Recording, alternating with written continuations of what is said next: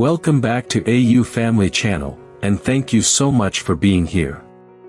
It truly means the world to have you as one of our loyal listeners.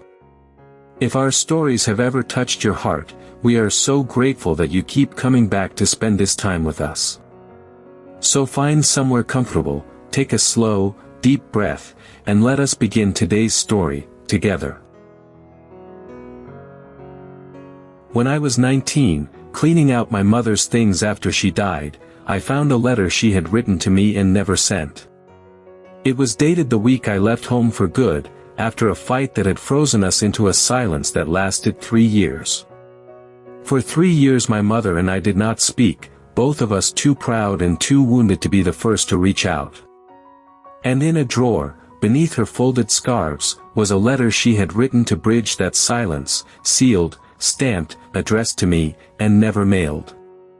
This is the story of the words my mother could not say while she was alive, and everything they taught me too late.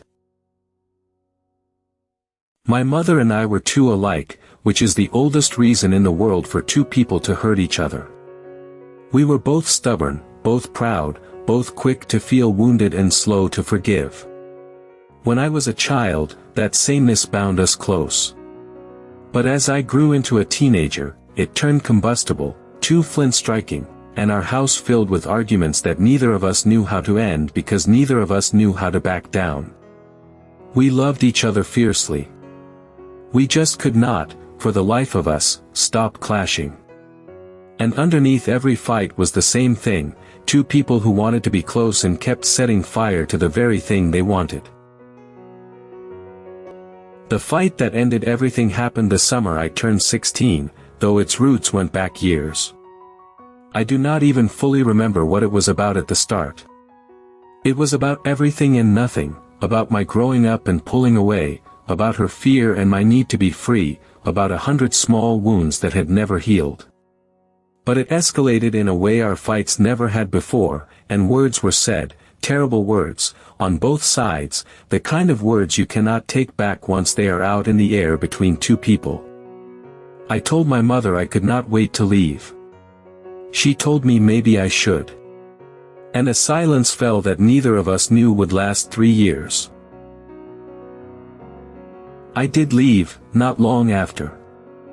I moved in with a friend's family, finished school from there, and built a life that did not include my mother. And the strange, tragic thing about a silence like that is how it feeds on itself. At first not speaking was rage. Then it was pride. Then it just became the way things were, a habit, a wall so tall that reaching over it seemed impossible, and every month that passed made it taller.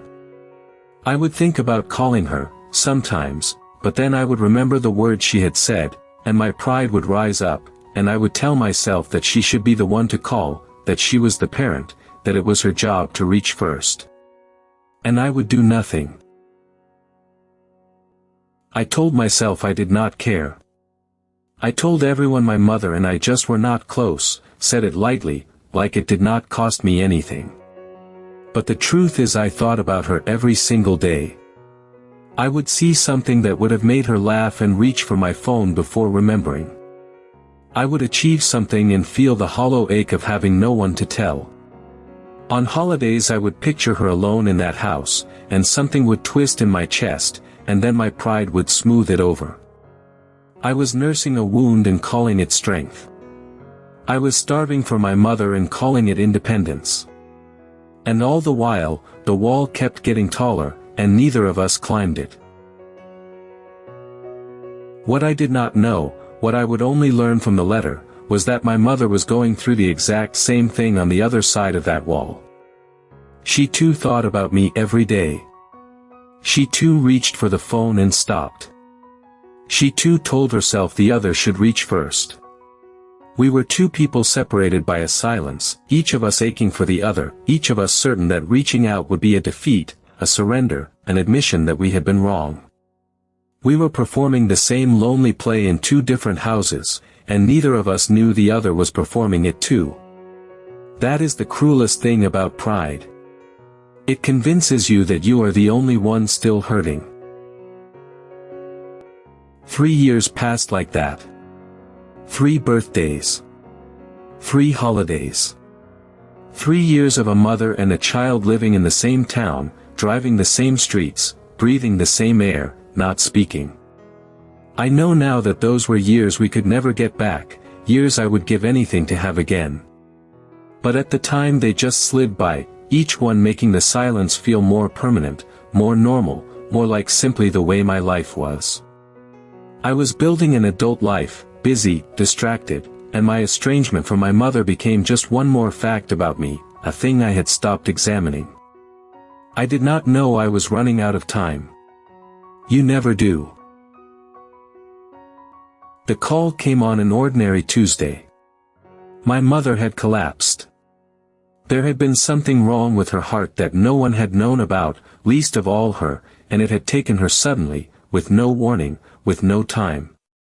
She was gone before I even got to the hospital.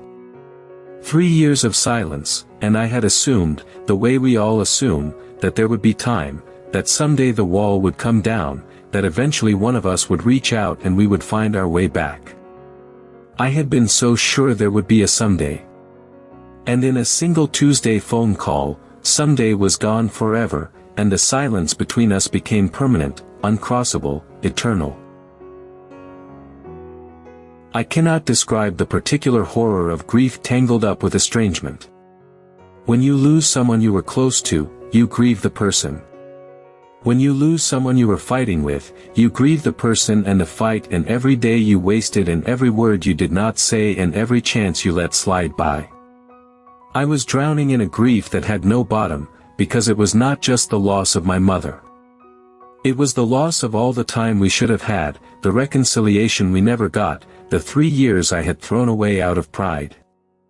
I would have given anything, for one more conversation. And there would never be one more conversation. Never. It fell to me, as her only child, to go through her things. And I want to tell you that walking into my mother's house, 3 years after I had last set foot in it, was one of the hardest things I have ever done. Everything was exactly as I remembered. Her coat on the hook. Her reading glasses on the table. The smell of her, still in the air. A whole life, paused, waiting for a person who was never coming back. I moved through those rooms like a ghost, touching the pieces of a woman I had refused to speak to for 3 years, understanding for the first time the full and terrible weight of what my pride had cost me. And then I opened the drawer. It was her dresser drawer, where she kept her scarves, and I was folding them to give away, and underneath them my hand found an envelope. It was addressed to me, in my mother's handwriting, at the address where I had been living. It was sealed.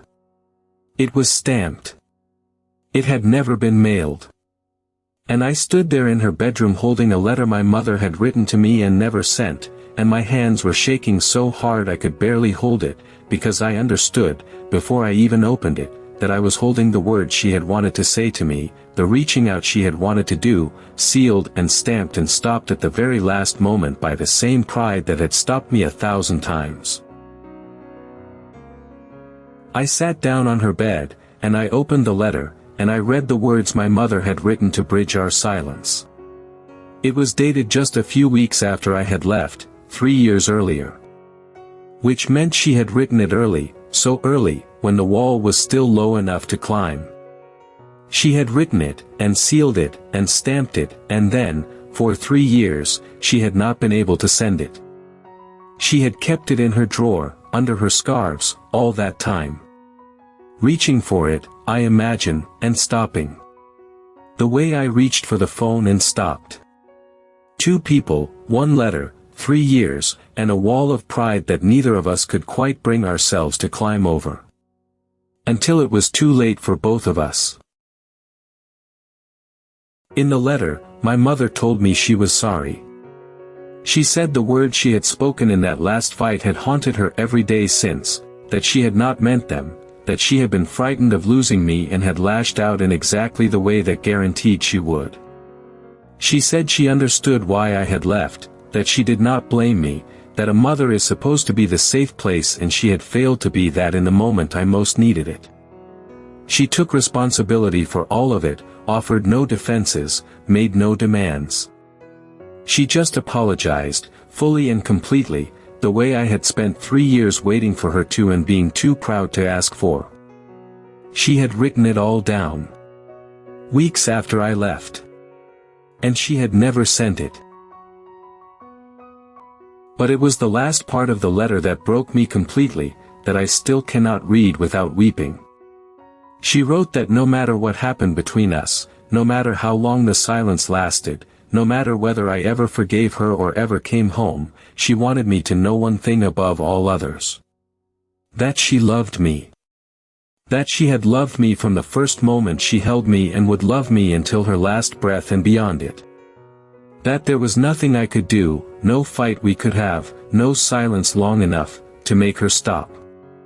She wrote, "You are my child and I love you completely, and if these are the last words I ever get to say to you, let them be these." And they were. She just never sent them. I have never known a grief like the one I felt sitting on that bed. Because the letter told me the truth I had been too proud to believe for 3 years. My mother had wanted to reconcile. She had wanted it from the very beginning, from just weeks after our fight. She had written down everything I needed to hear, apologized for everything, told me she loved me without condition. And it had all been sitting in a drawer, 30 feet from where she slept, for 3 years, while we both suffered, because she could not bring herself to mail it and I could not bring myself to call. We had both wanted the same thing. We had both been reaching. And the same wall had stopped us both, right up until it became a wall that could never come down. The lowest point of my life was the weeks after I found that letter. The guilt was a physical thing, a weight on my chest I could not lift. I kept torturing myself with the arithmetic of it. If I had called. If she had sent it. If either of us, on any one of 1,000 days, had been just slightly less proud, we could have had 3 years together instead of 3 years of silence, and then whatever time was left before her heart gave out. All of that was possible. It had been possible the entire time. And we had let it slip away, day after day, each of us waiting for the other, until there was no time left to wait. I had lost my mother twice. Once to pride, and once to death, and the first loss was the one I could have prevented. For a long time, that guilt nearly destroyed me. But slowly, as I read the letter again and again, until I had it memorized, I began to hear something in it other than my own failure. I began to hear my mother's voice, and what her voice was saying, underneath the apology, was love. Enormous, unconditional, unbreakable love. She had not written that letter to make me feel guilty. She had written it to make sure I knew I was loved. And I realized that the greatest disrespect I could do to that letter, to her, would be to let it become a source of endless self-punishment. She had reached out, even if she never mailed it. She had loved me, even in the silence. The letter was not an accusation. It was a gift. My mother's last gift.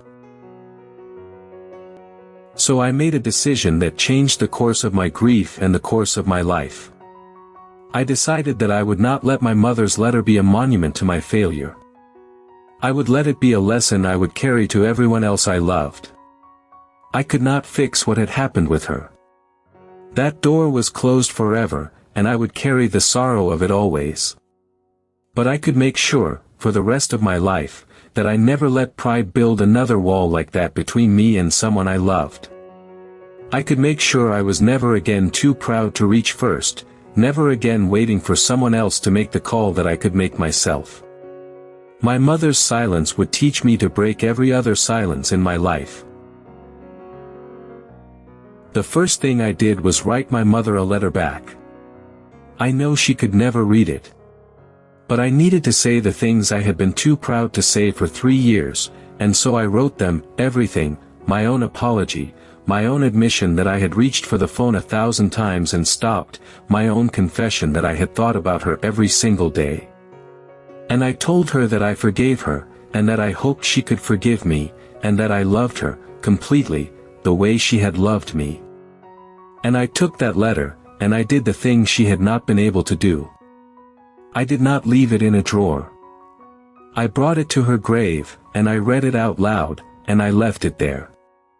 I sent it, finally. For both of us. Then I began, carefully, to repair the other silences in my life. There were people I had drifted from, small estrangements, unspoken resentments, walls I had let grow out of pride or laziness or hurt.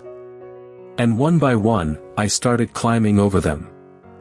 I called an old friend I had fallen out with years before, and I said I was sorry, and I did not wait for him to say it first. I reached out to relatives I had let slip away.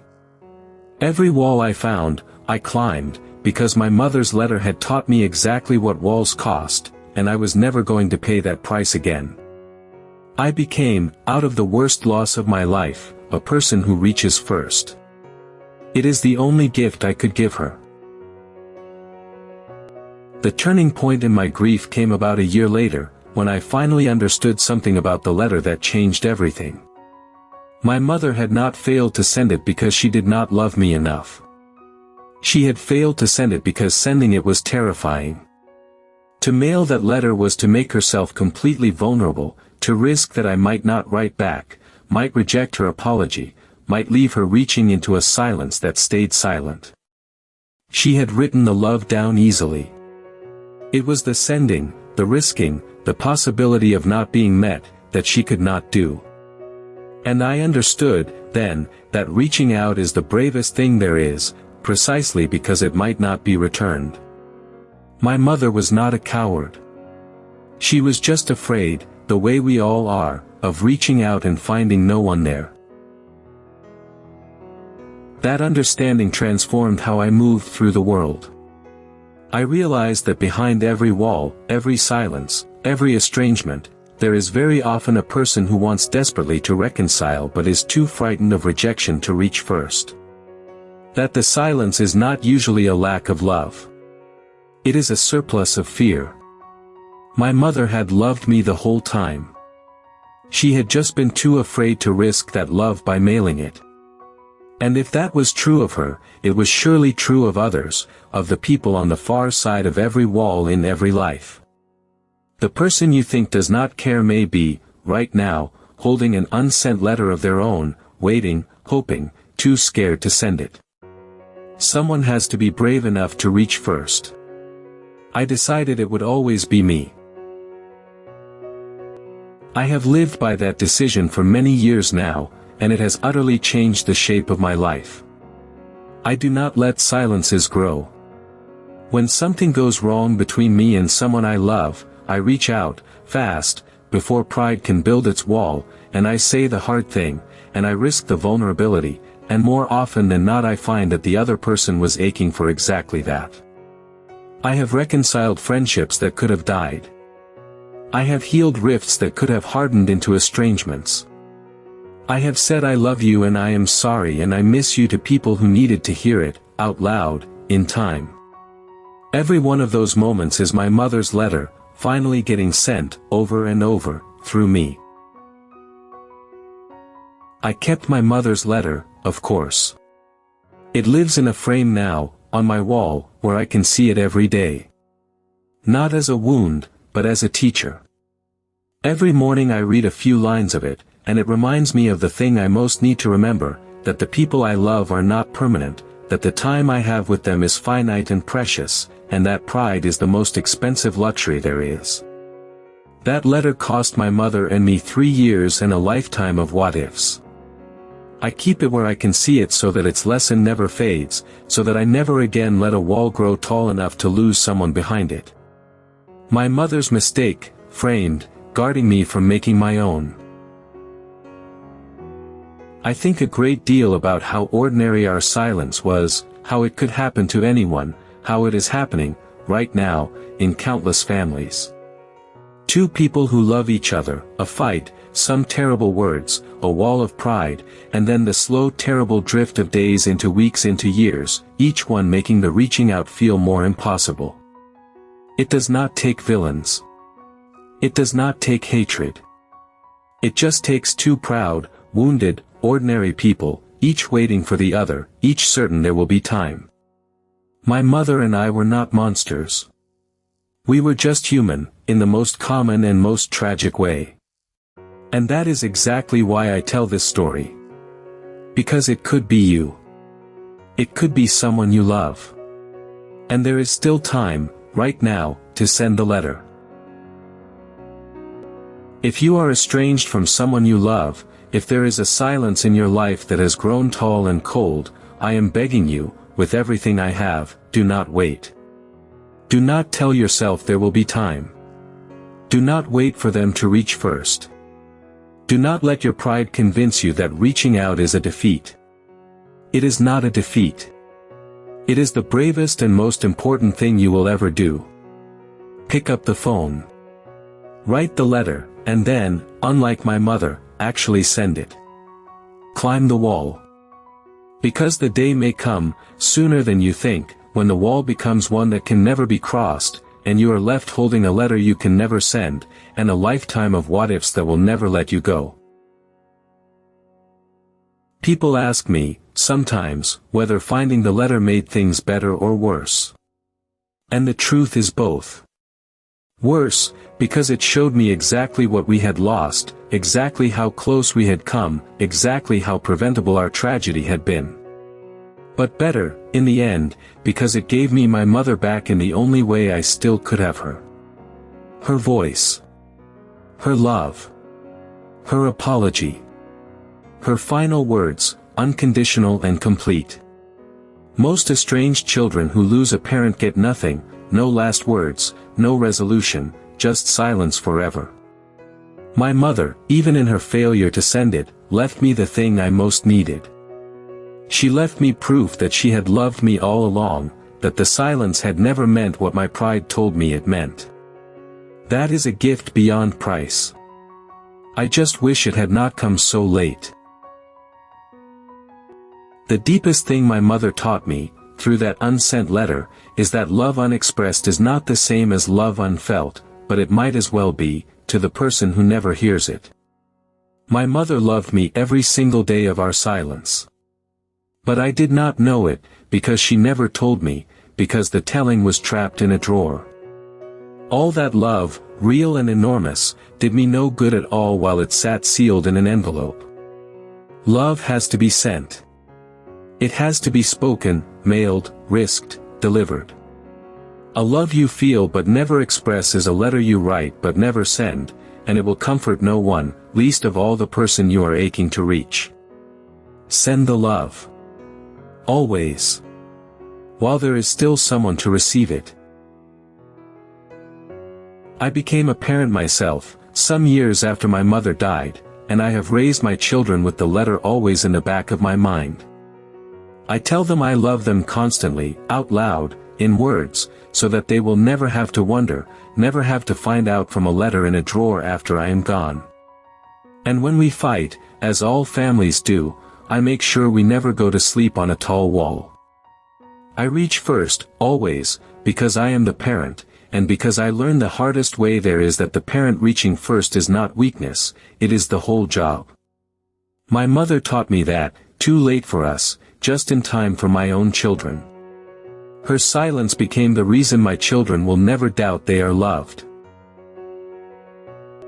There is a line in my mother's letter that I have made into the compass of my whole life. She wrote, "If these are the last words I ever get to say to you, let them be these," and then she told me she loved me. And I have taken that as an instruction.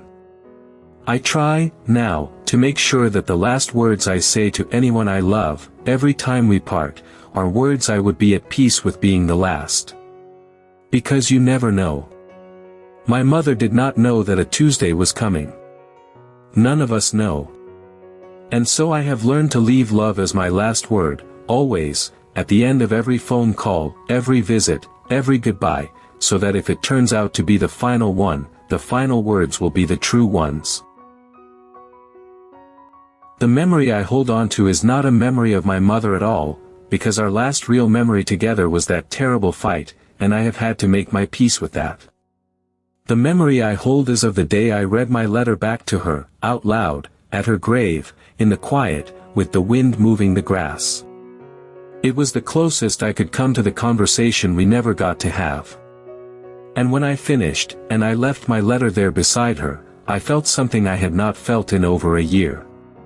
Peace. Not because the loss was undone, it could never be undone. But because I had finally, in the only way left to me, climbed the wall. I had reached first. I had sent the letter. For both of us, at last. I wondered, for a long time, why my mother kept the letter instead of throwing it away, if she could not send it. And I have come to believe that she kept it as a promise to herself, the way I now believe she reached for it and stopped 1,000 times, the way I reached for the phone. I think she kept it because some part of her never gave up hope that a day would come when she would be brave enough to send it, or when I would come home and she could put it in my hands herself. She was waiting for the right moment, the moment when the reaching would feel safe. That moment never came, because that moment never comes. You have to reach before it feels safe. That is the whole lesson. You have to reach while you are still afraid. These days, whenever I feel a wall starting to build between me and someone I love, whenever I catch myself thinking they should reach out first, whenever pride whispers that reaching out would be a defeat, I think of my mother's drawer. I think of that sealed, stamped, unsent envelope lying under her scarves for 3 years while we both ached. And I pick up the phone. I write the message. I say the hard thing. Every single time. Because I know, better than almost anyone, exactly what the alternative costs. It costs 3 years, and then it costs forever, and it costs you a lifetime of holding a letter you can never send. I will not pay that price again. My mother paid it for both of us. Once was enough. If there is one thing my mother's unsent letter taught me, it is that pride is the most expensive thing we ever buy, and it buys us nothing but loss. My mother and I spent 3 years, and ultimately a lifetime, purchasing our pride, and what we bought was silence, and regret, and a love that never got delivered until it was too late to matter. Look at the walls in your own life. Look at the silences you are telling yourself are permanent, the people you are waiting to reach out first, the pride you are mistaking for strength. And then, before it is too late, climb the wall. Reach first. Send the letter.